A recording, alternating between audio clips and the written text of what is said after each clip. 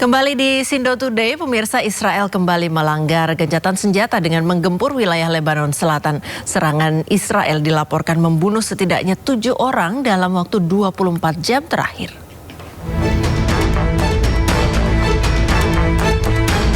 Israel kembali langgar gencatan senjata dengan menggempur wilayah Lebanon Selatan.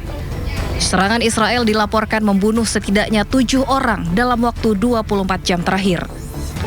Militer Israel meluncurkan serangan udara dan merusak sebuah stadion di Bin Jebel, Lebanon. Jet tempur yang diduga milik militer Israel terbang di langit Lebanon sebelum akhirnya rudal menghancurkan sebuah distrik di Nabatiyeh. Ambulans membawa sejumlah korban ke Rumah Sakit Al-Najda Al-Sabiyah. Kantor Berita Nasional Lebanon melaporkan peringatan evakuasi yang diberikan Israel tak memberikan waktu kepada warga sipil untuk evakuasi. Zionis Israel terus melancarkan serangan udara ke 50 lokasi di Lebanon Selatan. Serangan udara Israel diklaim menargetkan infrastruktur yang diduga milik Hizbullah. Bahkan militer Israel dilaporkan menggunakan bom fosfor putih untuk melancarkan serangan ke Lebanon Selatan. Bom fosfor terbuat dari senyawa kimia yang dampaknya bisa menyebabkan luka bakar terhadap korbannya. Padahal penggunaan bom fosfor telah dikecam luas oleh komunitas internasional. Pemirsa, ketegangan kembali meningkat di perbatasan Lebanon-Israel ketika militer Israel mengklaim menemukan dan juga menghancurkan infrastruktur bawah tanah yang diduga milik kelompok Hizbullah. Tentara Israel menyatakan telah menemukan dan menghancurkan sebuah terowongan sepanjang 80 meter di Lebanon Selatan yang disebut digunakan oleh kelompok Hizbullah.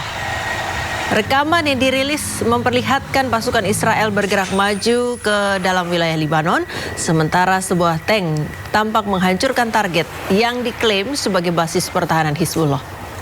Militer Israel menyebut operasi ini dilakukan oleh Brigade ke-401 yang juga mengklaim telah menemukan lebih dari 100 perlengkapan tempur dalam sepekan terakhir.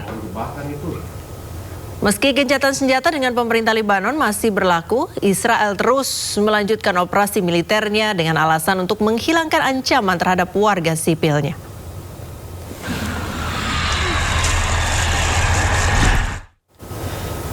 Pemirsa, pejuang Hizbullah merilis sebuah video tembak jatuh pesawat tanpa awak Hermes 450 milik Israel. Inilah detik-detik saat pejuang Hizbullah menembak jatuh pesawat tanpa awak jenis Hermes 450 di langit Nabatiyeh, Lebanon Selatan. Drone Hermes 450 merupakan drone canggih milik Israel. Pejuang Hizbullah tidak merinci senjata yang digunakan untuk menjatuhkan pesawat intai tanpa awak milik Israel ini.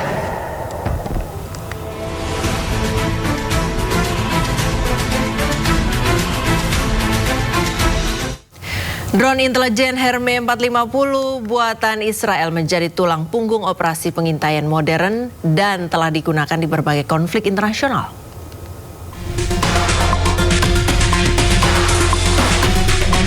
Hermes 450 merupakan pesawat tanpa awak yang dikembangkan oleh perusahaan Elbit Systems Israel dan mulai dioperasikan sejak akhir 1990-an.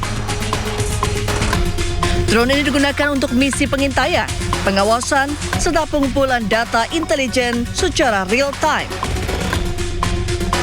Secara teknis, Hermes 450 memiliki panjang sekitar 6 meter dengan rentang sayap 10,5 meter dan bobot maksimum mencapai 500 kg. Drone ini mampu terbang hingga ketinggian lebih dari 5.000 meter dengan kecepatan maksimum sekitar 170 km per jam serta daya tahan terbang hingga 20 jam. Keunggulan utama Hermes 450 terletak pada kemampuan membawa berbagai sensor canggih, mulai dari kamera elektrooptik dan inframerah hingga sistem radar dan intelijen elektronik.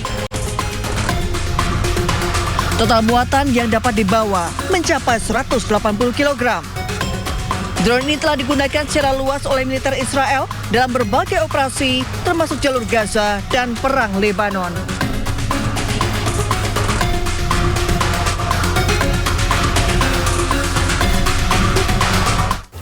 Pemirsa, Amerika Serikat menarik lebih dari 5.000 pasukannya dari Jerman. Hal ini dilakukan seusai kanselir Jerman yang memuji Iran dan menyebut strategi perang Iran unggul dibandingkan Amerika Serikat.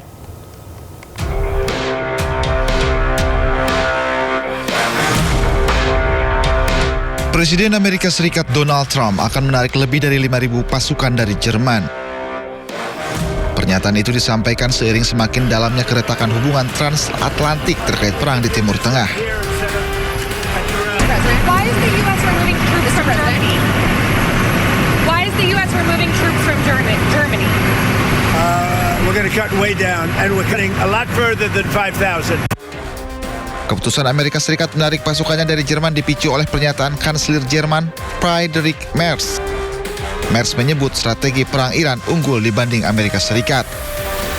Ich erkenne im Augenblick nicht, welchen strategischen Exit die Amerikaner jetzt wählen, zumal die Iraner offensichtlich sehr geschickt verhandeln oder eben sehr geschickt nicht verhandeln. Und die Amerikaner da nach Islamabad reisen lassen und ohne Ergebnis wieder abreisen lassen. Da wird eine ganze Nation gedemütigt durch die iranische Staatsführung.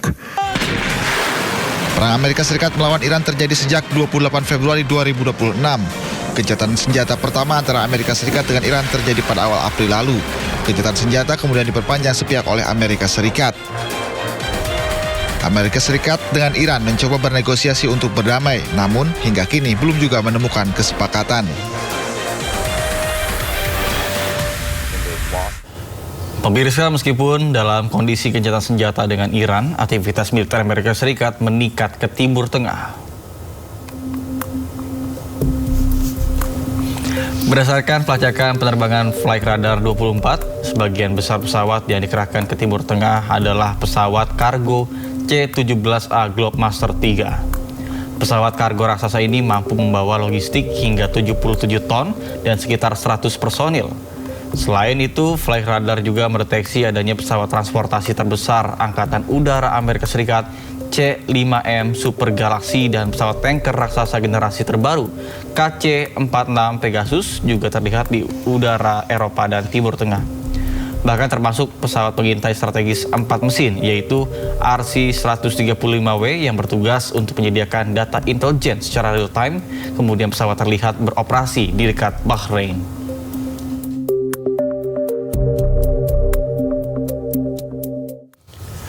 Presiden Amerika Serikat Donald Trump memperingatkan bahwa serangan militer baru terhadap Iran tetap mungkin terjadi jika Iran berperilaku buruk. Di sisi lain, militer Iran mengunggah sebuah rudal besar yang ditulis dalam keterangannya adalah sebuah nuklir.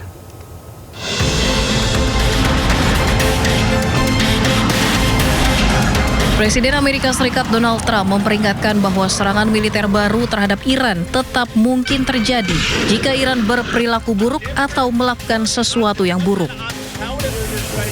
Trump juga tidak takut dengan klaim bahwa Iran masih memiliki 15% kemampuan rudal dan mengatakan akan menghancurkannya. Trump bahkan membantah laporan yang menyatakan bahwa Amerika mungkin akan lebih baik tanpa kesepakatan. I'd like to eliminate it. Yeah, I'd like to. It'd be a start for them to build up again. And yeah, I would like to eliminate it. If they misbehave, if they do something bad, but right now, we'll see. But it's a possibility that could happen, sir. Menjawab laporan kekuatan militer Iran melemah, juru bicara Markas Besar Pusat Hatam Al-Anbiya mengunggah sebuah rudal besar yang ditulis dalam keterangannya adalah sebuah nuklir. Akun Instagram yang diduga milik Ibrahim Zulfagari ini mempertanyakan kekhawatiran Amerika yang melarang Iran memiliki senjata nuklir. Seperti diketahui sebelumnya, perundingan antara Amerika dan Iran berakhir buntu. Salah satu tuntutan yang tak bisa dipenuhi Iran adalah soal kepemilikan senjata nuklir, di mana Amerika meminta Iran menghentikan pengayaan nuklir dengan alasan apapun. Sementara Amerika Serikat mengancam memberikan sanksi kepada pihak yang membayar tarif Selat Hormuz kepada Iran.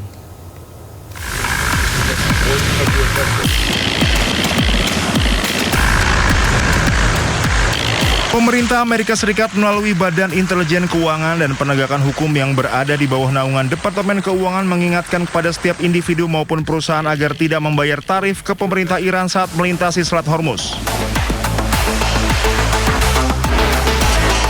Sanksi akan diberikan kepada pihak manapun yang berani menyetor uangnya demi keselamatan ke pemerintah Iran.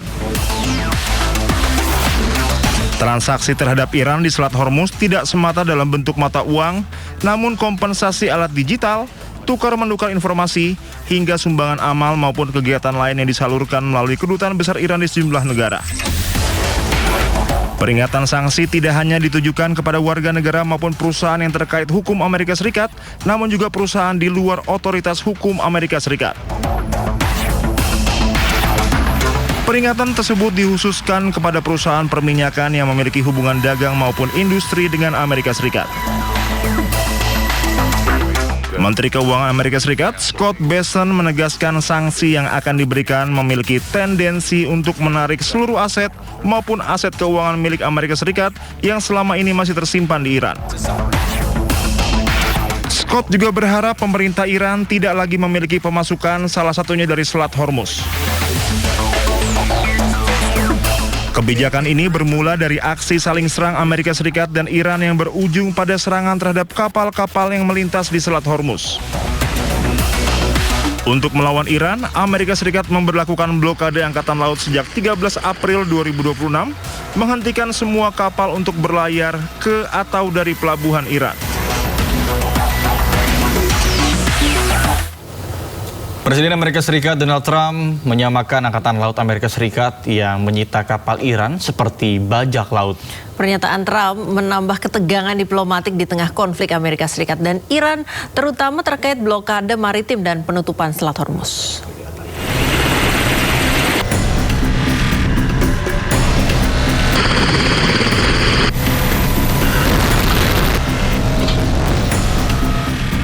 Presiden Amerika Serikat Donald Trump mengatakan Angkatan Laut Amerika Serikat bertindak seperti bajak laut saat menyita kapal Iran beserta muatan minyak dan kargonya.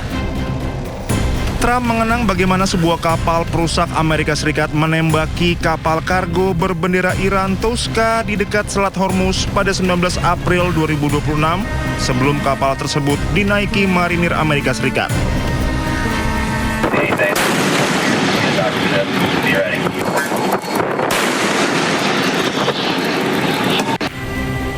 Beberapa kapal Iran telah disita Amerika Serikat setelah meninggalkan pelabuhan Iran bersama dengan kapal kontainer yang dikenai sanksi dan kapal tanker Iran di perairan Asia. And we took over the ship, we took over the cargo, took over the oil. It's a very profitable business. Who would have thought we were doing that? We're like pirates. We're sort of like pirates. Pernyataan Trump menambah ketegangan diplomatik di tengah konflik Amerika Serikat dan Iran, terutama terkait blokade maritim dan penutupan Selat Hormuz.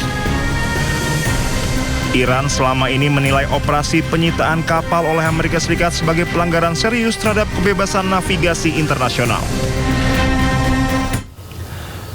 Pemirsa, Iran melontarkan kecaman keras terhadap Presiden Amerika Serikat Donald Trump setelah pernyataannya yang menyamakan operasi laut Angkatan Laut Amerika Serikat dengan aksi bajak laut.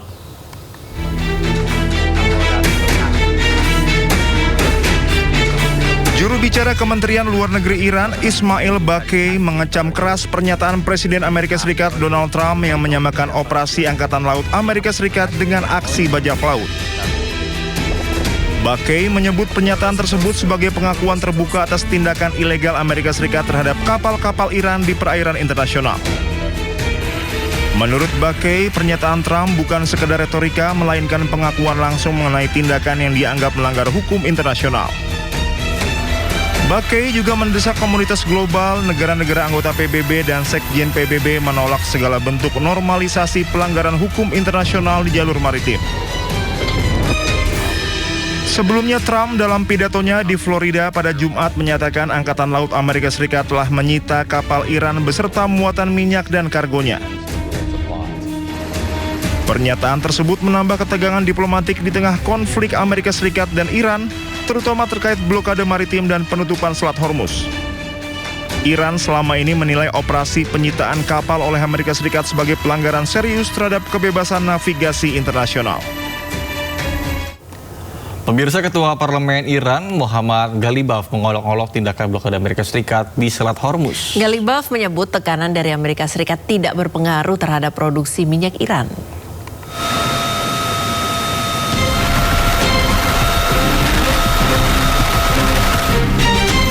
Ketua Parlemen Iran Muhammad Ghalibaf mengejek blokade Amerika Serikat di Selat Hormuz. Ia mengatakan produksi minyak Iran tidak terpengaruh oleh tindakan Amerika dan harga minyak justru meningkat. Melalui akun resmi media sosial X, Ghalibaf menyebut bahwa setelah 3 hari tidak ada sumur minyak yang meledak. Bahkan ia merasa yakin hingga 30 hari ke depan tidak akan terjadi ledakan. Ia juga mengolok-olok Menteri Keuangan Amerika Serikat Scott Bessent karena memberikan saran buruk terkait aksi blokade terhadap pelabuhan-pelabuhan Iran.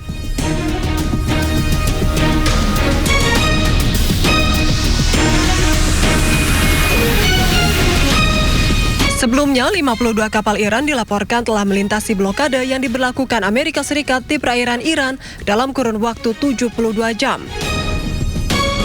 Dilansir dari media Timur Tengah, Middle East Monitor, berdasarkan data pelacakan satelit, kapal-kapal tersebut termasuk 31 kapal tanker minyak dan 21 kapal kargo.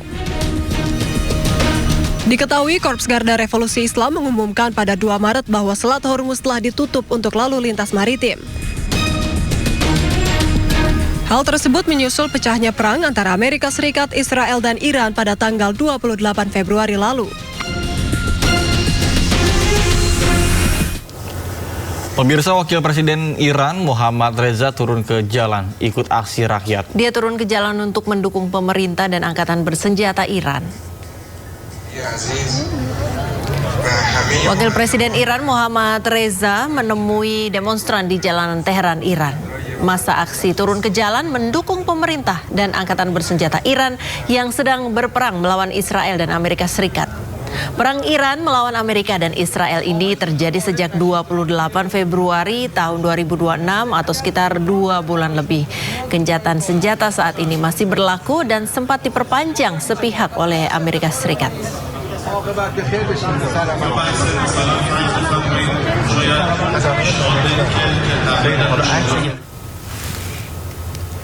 Pasukan penjajah Israel terekam kamera saat merampok sebuah kios penukaran uang di tepi barat Palestina. Rekaman video yang beredar di sosial media X menunjukkan bahwa pasukan Zionis Israel menghitung uang yang ada di sebuah kios penukaran uang di tepi barat Palestina. Mereka disebut mengambil uang dalam jumlah besar dari lokasi tersebut. Aksi ini memicu tuduhan perampasan uang milik warga sipil Palestina. Bahkan hingga dengan saat ini belum ada konfirmasi resmi dari pasukan penjajah tersebut.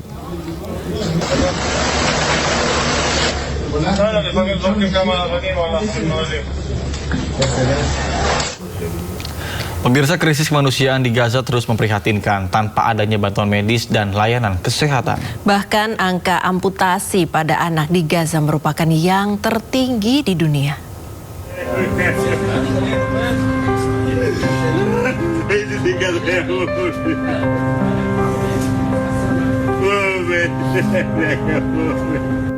Tangis histeris Musab Abu Taimah tak kuasa menahan sakit di tangan dan kakinya.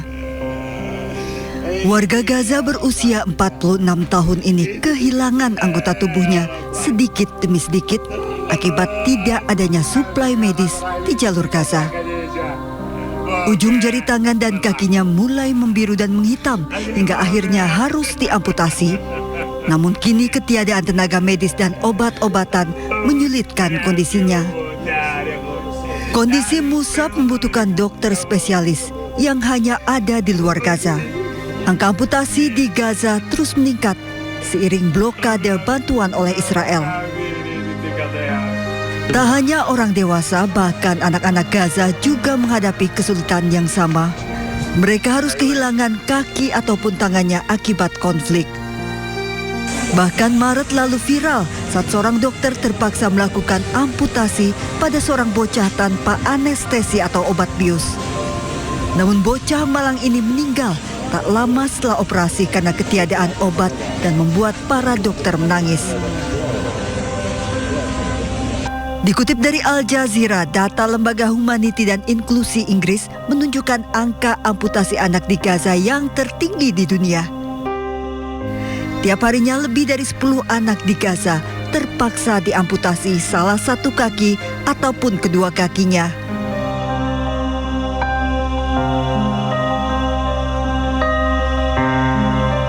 Sejak 7 Oktober 2023, total 5 hingga 6.000 orang di Gaza harus diamputasi akibat perang. Blokade bantuan internasional ke Gaza oleh Israel menambah sulitnya penanganan krisis kemanusiaan di Gaza. Kematian menghantui Gaza tidak lagi hanya karena perang, namun juga karena kelaparan dan infeksi akibat ketiadaan bantuan medis.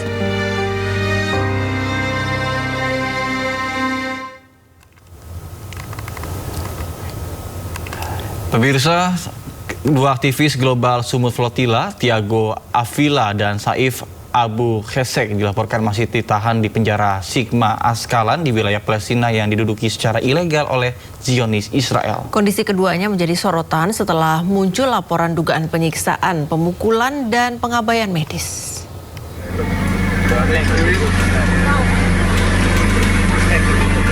Global Sumut Flotilla mengkonfirmasi Thiago Avila dan Saif Abu Kheshek telah dipindahkan ke penjara Sigma di Askalan setelah sebelumnya diculik oleh tentara Zionis Israel di Laut Mediterania atau perairan internasional. Menurut kedutaan Brasil yang mendampingi Thiago Avila, Thiago dan Saif mengalami penyiksaan, pemukulan, dan perlakuan buruk. Keduanya juga melakukan aksi mogok makan sebagai bentuk protes atas penahanan tersebut. Jadi kedua teman kami menunjukkan tanda-tanda penyiksaan. Thiago sempat tidak bisa melihat di satu matanya dan tidak ada akses kepada dokter yang cukup saat itu. Thiago dan Saif sudah menerima kunjungan konsulat dari pemerintah masing-masing, dan di situ mereka dibatasi oleh kaca, jadi tidak bisa secara bebas berkomunikasi. Tapi kami tahu bahwasanya dari melihat bekas-bekas yang ada di badan teman-teman, keduanya mendapatkan penyiksaan yang di luar kemanusiaan.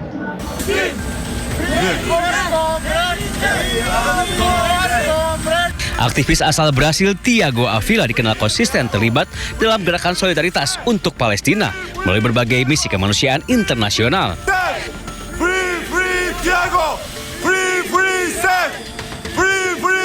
Dalam misi tersebut, Thiago dikabarkan pernah menghadapi ancaman dari militer Israel saat berupaya menembus blokade. Meski beresiko tinggi, ia tetap menegaskan komitmennya untuk terus menyuarakan dukungan dan memperjuangkan isu kemanusiaan bagi rakyat Palestina. Peringatan Hari Kebebasan Pers Sedunia tahun ini diwarnai sorotan atas tingginya resiko yang dihadapi oleh jurnalis di wilayah konflik seperti di jalur Gaza dan Lebanon. Laporan PBB mencatat ada lebih dari 300 jurnalis gugur di Gaza dan Lebanon sejak Oktober 2023.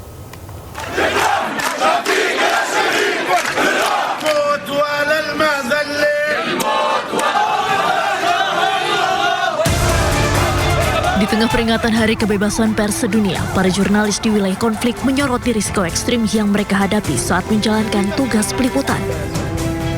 Di jalur Gaza, aktivitas jurnalistik berlangsung di bawah ancaman keselamatan, dengan keterbatasan akses komunikasi serta kondisi pengungsian yang memperumit peliputan. Tak sedikit jurnalis yang menjadi target langsung serangan Israel. Laporan Perserikatan Bangsa-Bangsa mencatat sekitar 300 jurnalis tewas di Gaza sejak Oktober 2023, menjadikannya salah satu konflik paling mematikan bagi pekerja media. في هذه الحرب كان كثير صعوبات احنا واجهناها كصحفيين في قطاع غزة من ناحية قطع الانترنت والاتصالات.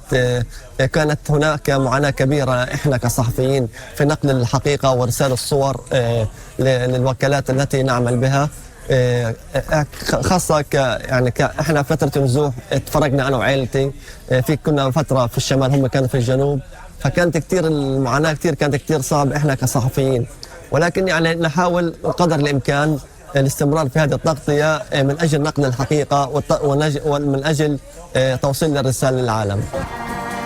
Sementara di Lebanon, kondisi serupa juga terjadi dengan meningkatnya ancaman terhadap jurnalis yang meliput langsung di lapangan, termasuk di wilayah perbatasan.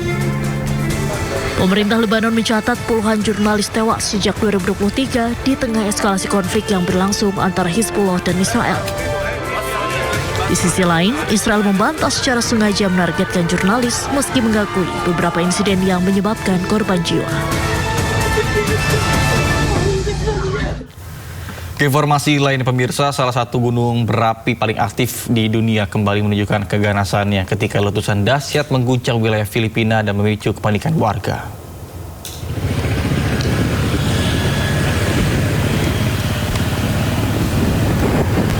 Gunung Mayon, gunung berapi paling aktif di Filipina, meletus setelah sebagian kubah lavanya runtuh. Letusan tersebut memuntahkan awan panas, abu vulkanik dan material berbahaya yang meluncur cepat menuruni lereng gunung. Awan abu tebal menyelimuti langit, bergerak ke arah barat daya dan menutupi wilayah permukiman di sekitarnya. Dampaknya langsung terasa di sejumlah wilayah, termasuk Camalik, Guinobatan, dan Daraga yang mengalami penurunan jarak pandang secara drastis. Pihak berwenang telah menetapkan status siaga tinggi mengingat potensi letusan susulan yang masih dapat terjadi sewaktu-waktu.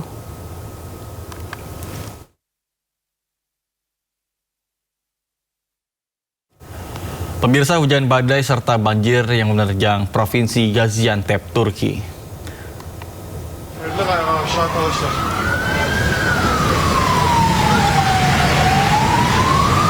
Hujan deras menyebabkan sejumlah wilayah di Gaziantep, Turki disapu banjir bandang.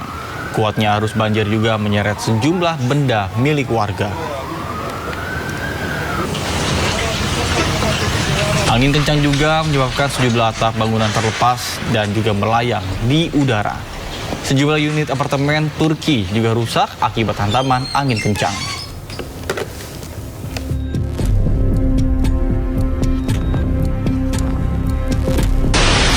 Allah, ya masjidul